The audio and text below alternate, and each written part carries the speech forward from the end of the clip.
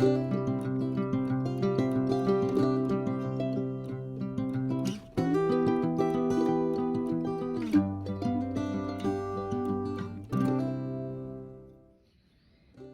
morning. I'm just going through my bucket here. I don't know if anyone else puts all their 2.5-inch strips left over from jelly rolls in a bucket, but that's what I'm doing. I'm trying to come up with a new block idea, and I think I've got something worked out. I will not be using any of the holidays, and I'm trying not to use any of my petites because these I don't have a lot of. These are almost full length, and I'm going to save them for something else. So follow me along as I come up with a new pattern, and I'd be interested to know what you think of it as it turns out. So first off, I'm going to be taking some potato chips, which are the 2.5 by 4.5 inch pieces. I'm just going to do a test block. If I like it, then I'll show you how it goes together. So be patient, I'll be right back.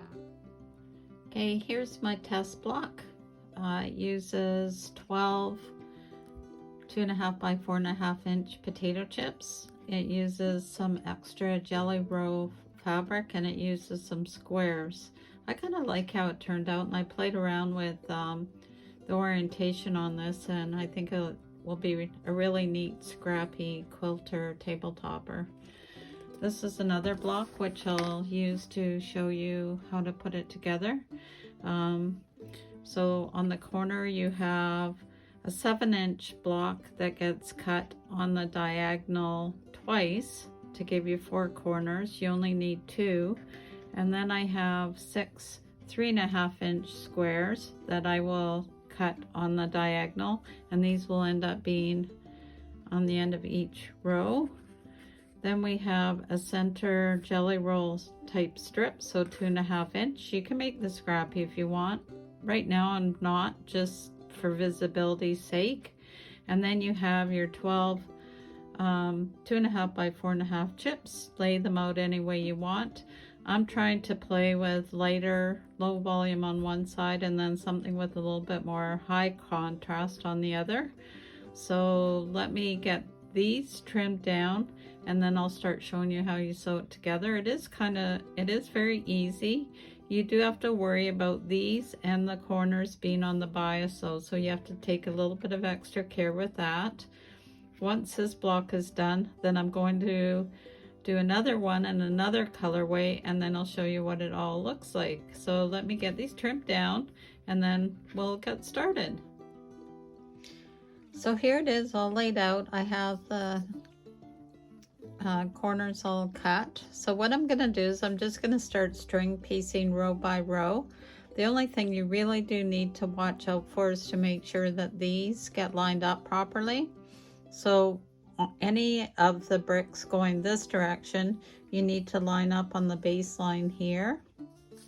So like that. And then any that are facing the other way, they have to be lined up here. And what that does with the, please do not cut this overhang off, because what happens is once all the rows get joined together, these will actually form your border going on the outside. So I will go ahead and do that. I will leave the centerpiece until the end, and I'll leave the corners till the end. So I will do these 6 rows, and I'll show you what it looks like. Okay, these rows are the chips are all joined together. So now I will do these end pieces. As I said, these are on the bias, which means they're cut against the grain and they can stretch quite a bit.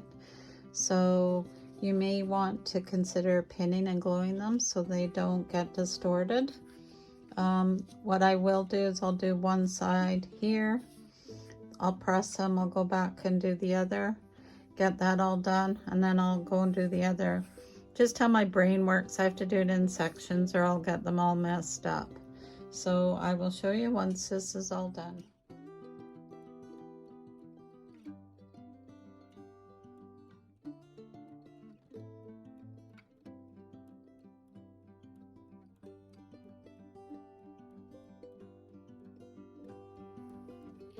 I just want to add that when you're sewing these triangles on the end, you want to match it up in the corner, and you want to feed it through your machine from the corner through this way. So like this. If you try to feed it this way, you're going to distort it, and then you're going to end up catching this and making it kind of a mess. So to make it easier for yourself, just feed it like that. Easy peasy. Now comes the time to join the ones where we've just sewed the corners together. I like to do these larger corner and the center near the end. It just helps maneuver these a little bit, or manages them a little bit easier. So what we want to do, it's all about centering one strip to another. So using this one as an example, this seam here is the center for this strip. So what we want to do is we want to be able to join it to this one.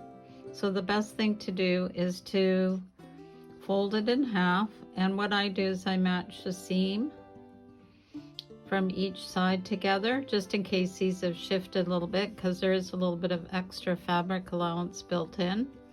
So by matching those up, and then you can just do that with your fingers to create a crease. And let's open that so you can faintly see it. And if you want, you can just make a little mark. So what we're going to do is we're going to take this, right sides together. You can still see the crease, and that's going to get matched up with the center seam here. I do like to pin this along each way to make sure that none of these seams flip open on me. And then you will notice that you will be stitching right off to the end. This is a 1/4 inch seam allowance that we're using throughout the whole thing. Please don't trim any of these points off, because that happens at the very end when we're squaring up our block. So I'm going to go ahead, sew this strip, and then I'll use the same technique by adding this one by folding this in half, matching these two seams together, and then my center point, and then I'll be adding it to this group.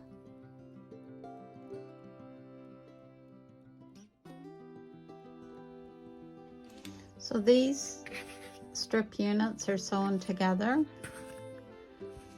Next is these corners, and it's the same idea where we're going to line it up against this edge here, and this point needs to line up with this seam, and that will tell you that it's centered. So if you pin that into position, again, you're working against the bias, so be careful that you don't stretch it as you sew it, and then just sew it along here. And then on the other end, you'll do the same thing. So again, lining it up against the edge here, and then making sure this point is lined up with this seam. So I will sew these and be right back. Oh my goodness, I have to laugh at myself. Both this and this are flipped the wrong way. See, I told you have to pay attention. These aren't lining up. So I guess I will spend a few minutes ripping these out, flipping them around the other way. Not paying attention. Sorry about that.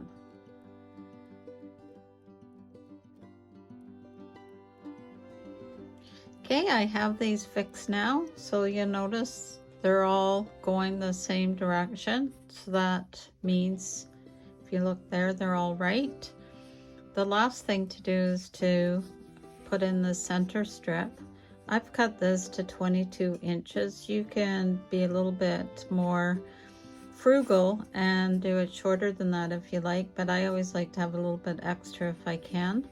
So what we're going to do is we're actually going to sew one side here. When you're lining this, you want to make sure that it overhangs. So if you pretend that this is sewn together, you want to make sure that you're going to have enough to go through the corners.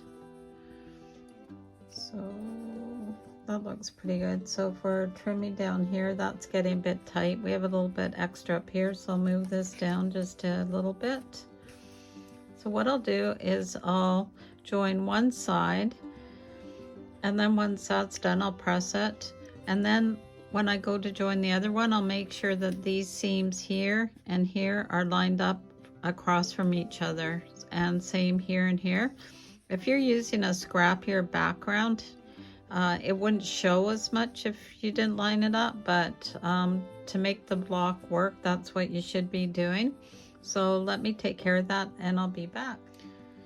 I'm just showing you how I'm doing this on the other side. Yes, and you could, if you wanted to, you could do a fold over like this and mark both centers and do it that way. I believe that's how I did it on my first one. But if you look here, I've got a seam here, and then if I line it up across from the other one over here and then pin it, I know I've got it in a good place there. And going down to the other side again, taking this seam here, following it down to there, and then I'll pin it. Sometimes I forget how I do things because I'm kind of inventing as I go. So again, if you follow these seams down here, they'll line up to this one below it. So then you know you're in a good shape. You just want to line it up on the top.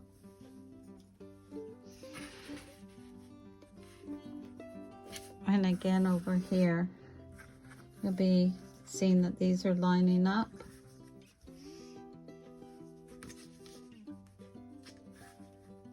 And here, a little placement and we're good to go. You'll notice also that there's these little extra bits here. These corners, you can cut those off if you want. Now that we've got these securely sewn on, if this extra bulk bothers you, by all means go ahead and trim them. So you'll find them wherever there's a corner point.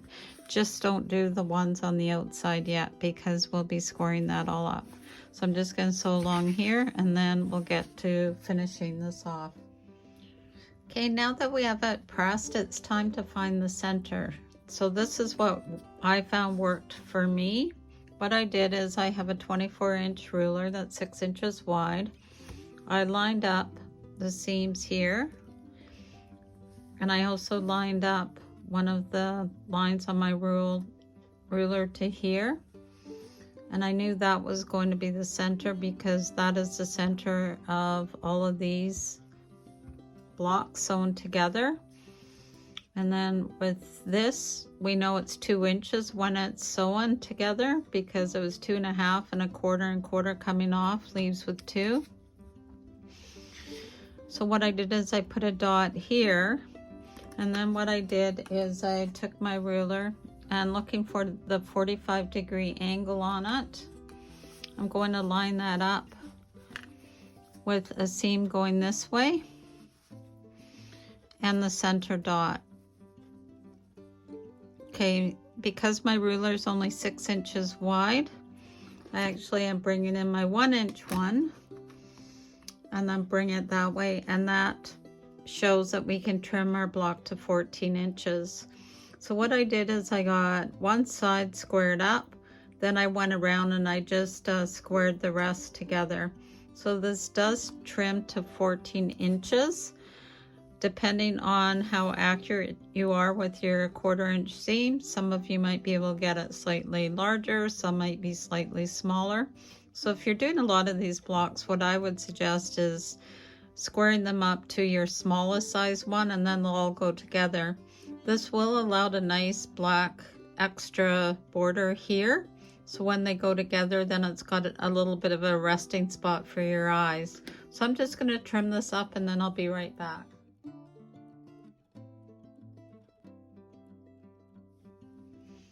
So there we go, the block is all done. It is 14 inches. There's hardly any waste at all. There's a little bit of the corners that you can put in your bin for other things. The rest can go in recycling if you want.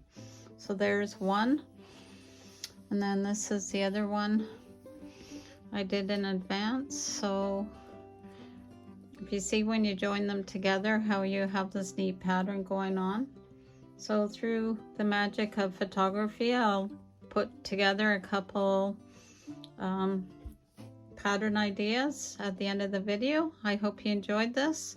I will also do the lighter background colorway. And while I have you, I was thinking, I don't know if you've seen my video where I use store receipts to make some stripped scrappy fabric. I was thinking this would actually work quite nicely in here as well. So if you take a selection of, trim them down to 2.5 wide, and then put those in, that would make it kind of a nice option for a scrappy look. So I might do this as the next one, who knows. Take care and have a great day. As always, comment, share, like. Always love to hear from you. Have a great day. So with the bee.